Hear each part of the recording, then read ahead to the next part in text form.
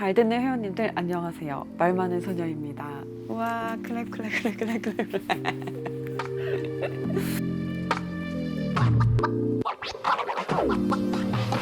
네, 저한테 요즘에 인스타그램으로 개인적인 또 고민을 보내주시고 하는 분들이 계세요. 내 인스타그램 어디다 써놨나? 제가 사실 인스타그램을 되게 열심히 하는 것 같지만 하루에 한 20분도 안 해요. 내 거만 올리고 튀거든.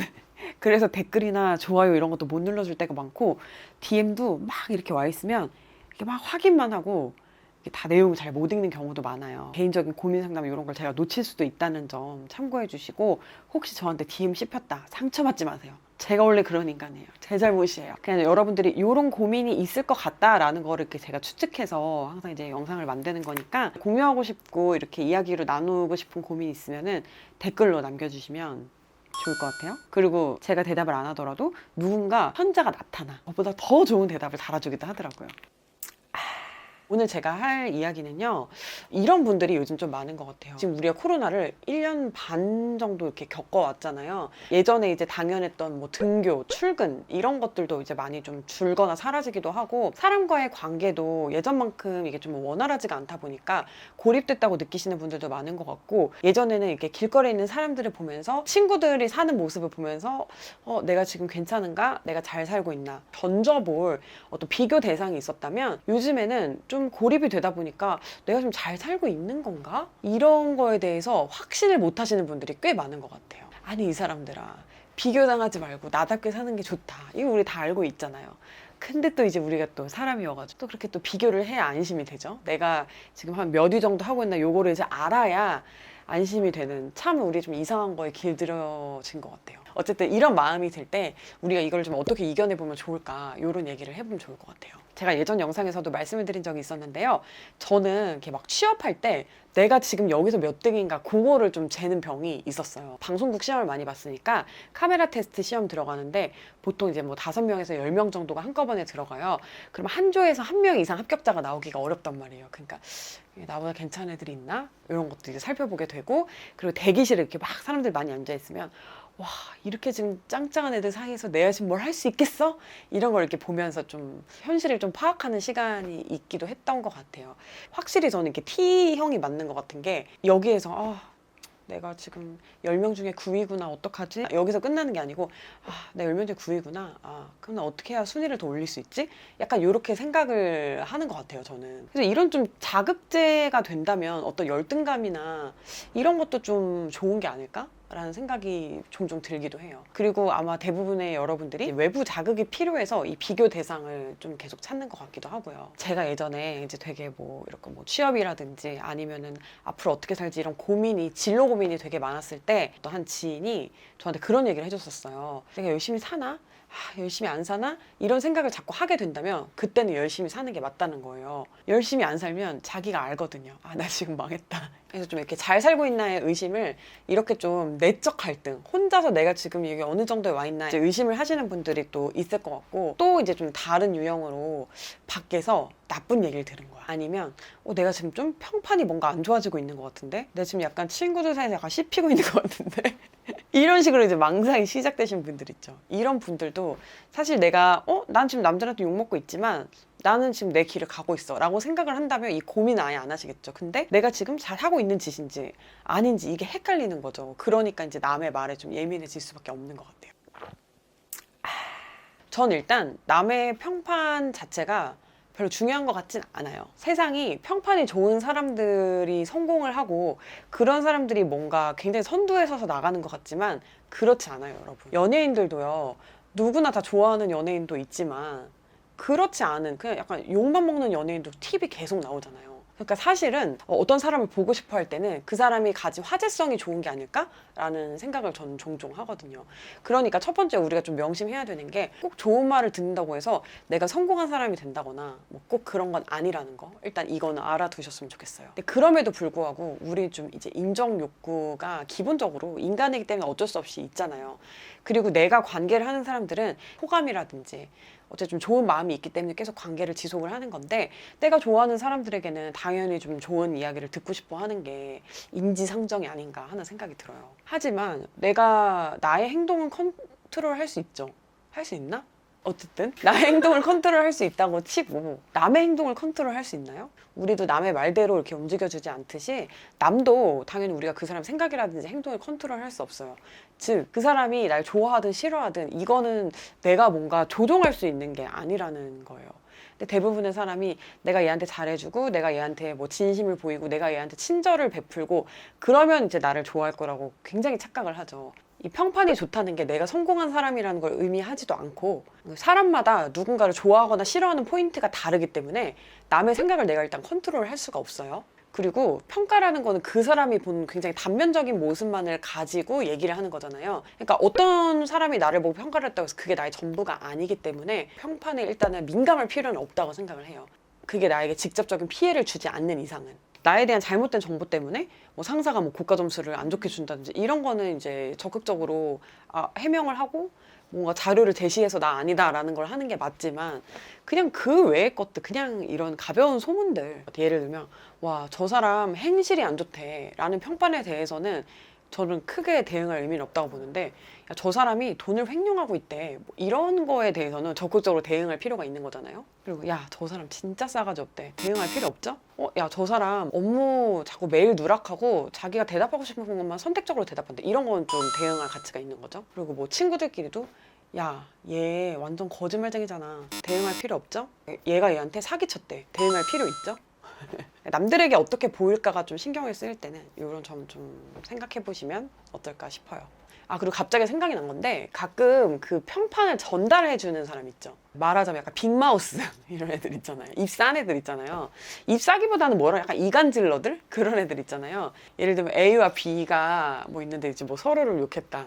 그럼 A와 B보다 저는 이 말을 전해주는 C가 여기서 제일 빌런이라고 생각을 합니다. 누군가에게 말을 전할 때는 있는 워딩 그대로 전하지 않아요. 어떤 말투, 뉘앙스, 자기의 의견 더하죠. 그리고 누군가가 한 평판에 대해서 이 말 전달자가 동의를 하지 않았다면은 말을 전하지 않았을 거예요. 야, 말 많은 소녀 외계인이래 이러면은 뭐야 무슨 소리야 그냥 약간 이러고 말았겠죠? 전달하지 않았을 거 아니에요. 너무 얼토당토하는 얘기니까. 근데 뭔가 그 말에서 약간 동의를 했기 때문에 그리고 아주 일부분은 자기가 이 말을 전달을 해줌으로써 이 사람의 중요한 정보를 주는 사람이 되고 싶거나 이 사람에게 인정을 받고 싶은 욕구죠. 그거조차도 그러고 싶거나 아니면 야, 나 이런 것도 알고 있어 라는 식으로 좀 뭔가 더 가진 사람이 돼 보이기 위해서 결국에는 자기의 이기심을 위해서 이 말을 전달해 주는 거라고 저는 생각을 해요. 어떤 경우라도 나쁜 말을 전해주는 거는 되게 옳은 우정은 아닌 것 같거든요. 진짜 우정이면 내 여기서 막 싸우지 않을까? 그딴 소리 하고 다니지 마 이러면서 싸울 거 아니야. 근데 전해준 거는 상처를 주겠다는 의도가 약간 있는 거지. 그 말이 일단 신뢰도도 되게 낮다고 생각을 하고 그 전해준 애랑도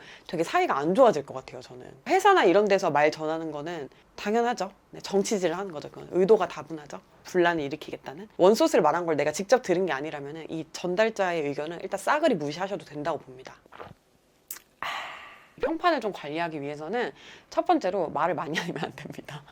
말을 많이 하는 사람에 대해서는 굉장히 평가를 하기가 쉬워요. 그냥 그 사람을 만나보지 않은 사람도 야, 이 사람이 이렇게 말했대. 그래? 미쳤네? 그래? 착하네? 그래? 생각이 없네? 이런 식으로 뭔가 평가를 하기 좋단 말이죠.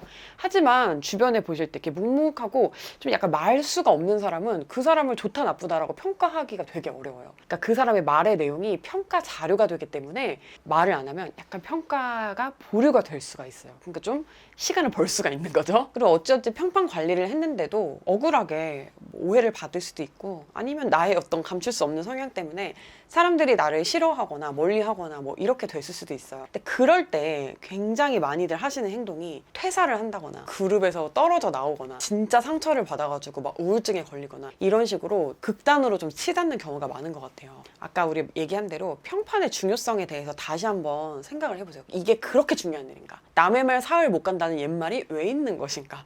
조상들은 틀리지 않아요. 이렇게 말 도는 이 사람들은 그냥 심심하니까 하는 말 중에 하나인 거지 이게 나한테 직접적인 피해를 주고 그런 게 없으면 무시하자 이런 식으로 일단 생각을 좀 전환하시는 걸 되게 추천하고 그냥 묵묵히 동요하지 마시고 자기 일을 열심히 하세요.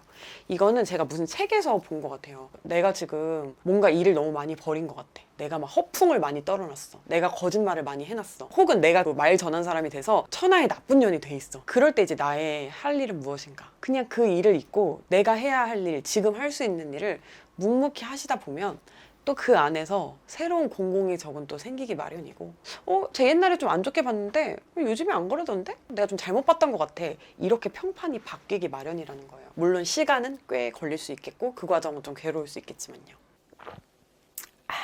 바삐 움직이고 있는 것 같은데 근데 이게 내가 좀 제대로 하는 건가? 라는 생각이 들 때가 있어요. 근데 그럴 때는 자기 개발이 필요한 것 같아요. 이 자기 개발이란 말이 너무 오글거리고 좀 싫어. 근데 이렇게 이거를 좀 통합해서 말할 수 있는 단어가 없는 것 같은데, 그러니까 뭔가 외부의 새로운 자극이 필요한 시기다라고 저는 생각을 해요. 그게 이제 뭐 취미생활이 될 수도 있고 공부가 될 수도 있고 있는데 잘하고 있나 지루하다 지겹다 지긋지긋해 이게 계속되다 보면 이제 이게 번아웃이 되고 무기력증이 되는 거잖아요. 타성에 젖는다는 느낌, 관성으로 그냥 움직이고 있다는 느낌, 지루하다는 말인 것 같거든요. 그럴 때는 새로운 목표를 도전해보거나 새로운 좀 즐거움을 삶에 첨가를 하거나 좀 다른 일을 해보거나 새로운 외부 자극을 받아들이는 거예요. 근데 이제 새로운 외부 자극이 단순히 새로운 운동을 배워, 뭐 루틴을 추가해, 뭐 새로운 음식을 먹어봐 이런 거일 때보다도 되게 효과적인 게 아주 새로운 성취감, 아주 작은 거여도 괜찮아요. 식당 5개 맛있는데 맛집 써놨는데 여기 다 도장 깨기 했어. 성취감. 내가 운동 이번 주에 5번 가기 했는데 5번 가서 성취감. 이런 걸 느끼는 게 더 좋거든요. 지금 보리 PD가 앞에서 얘기했는데 요리를 잘 안 해보던 사람이면 그럴싸한 요리를 아니어도 돼요. 그냥 뭐든지 어쨌든 완성해서 그걸 이렇게 보는 게 중요하니까 그런 거 한번 해보라고 추천을 해줬어요. 뭐 그림을 그려봐도 좋고 유튜브 같은 거 해봐도 괜찮은 것 같아요. 저는 유튜브 할 때 왜 좋았냐면 이게 시작과 끝이 굉장히 명확히 있잖아요. 영상을 만들고 업로드하고 댓글 보면 이제 그게 하나가 딱 끝이 되잖아요. 끝났다 하는 성취감이 있더라고요. 유튜브 영상 만들고 이럴 때 언제가 제일 힘드냐면 옛날에 시작했던 게 지금까지 끝이 안 날 때, 이게 너무 지겹게 끌고 갈 때, 그럴 때가 저는 엄청나게 힘들었었거든요. 그러니까 그 이유는 이 과정 속에 성취감을 빨리빨리 맛보면서 해야 되는데 성취감을 못 보면서 하니까 그게 좀 되게 고되게 느껴지는 것 같아요. 잘 살고 있다는 거를 언제 느껴? 하루가 기대될 때. 나는 잘 살고 있다는 거 어디서 느끼지? 통장에 돈이 들어올 때. 하는 게 되게 힘들 수밖에 없잖아. 그리고 일은 특히 더 힘들 수밖에 없는데 그냥 뭐라도 행복할 수 있는 구석에 있으면 잘 살고 있는 것 같아. 그러니까 아무리 힘든 일이 있어도 그거를 뭔가 잊을 수 있을 만큼 행복한 무언가가 있다면은 그거는 되게 잘 사는 게 아닐까 하는 생각이 들어요. 그러니까 예를 들면 막 육체적으로 되게 힘든 일을 해. 그럼 몸은 되게 힘들잖아. 근데 집에 가서 뭔가 막 TV 보고 샤워하고 맥주 마시는 시간이 너무 행복해. 그러면 되게 잘 살고 있는 거고. 기쁨을 주는 뭐 어떤 요소가 삶에 있다면 그거는 여러분들 잘 살고 계신 거예요. 그리고 만약에 부족하다고 느끼시면 막 어려운 목표를 세우는 것도 물론 이제 엄청 좋고, 또 그럴 힘이 좀 없다라고 하시면 좀 작은 목표 세워보시는 게 좋을 것 같고, 제가 얼마 전에 다른 채널에서 유언을 남겼거든요. 그분이 한번 유언을, 가상 유언을 남겨보라고 해가지고 남겼는데 그때 제가 뭘 막 준비한 게 아니었어요. 근데 제일 먼저 나왔던 이야기가 그거였어요. 남의 시선 좀 신경 쓰지 말고 뭐 안 될까봐 걱정돼서 대비책 좀 만들어 놓지 말고 아끼지 말고 지금 다 쓰면서 살자. 언젠가 죽는다. 지금을 누려라. 그래서 다 그렇게 얘기를 하나 봐. 그게 정답인가 봐. 그치? 뭐든지 해보기 전까지 모르기도 하고, 그리고 뭐 걱정하면은 그게 뭐 밥 나와? 걱정하면? 아니잖아. 여러분 그냥 just do it. 잘 자요.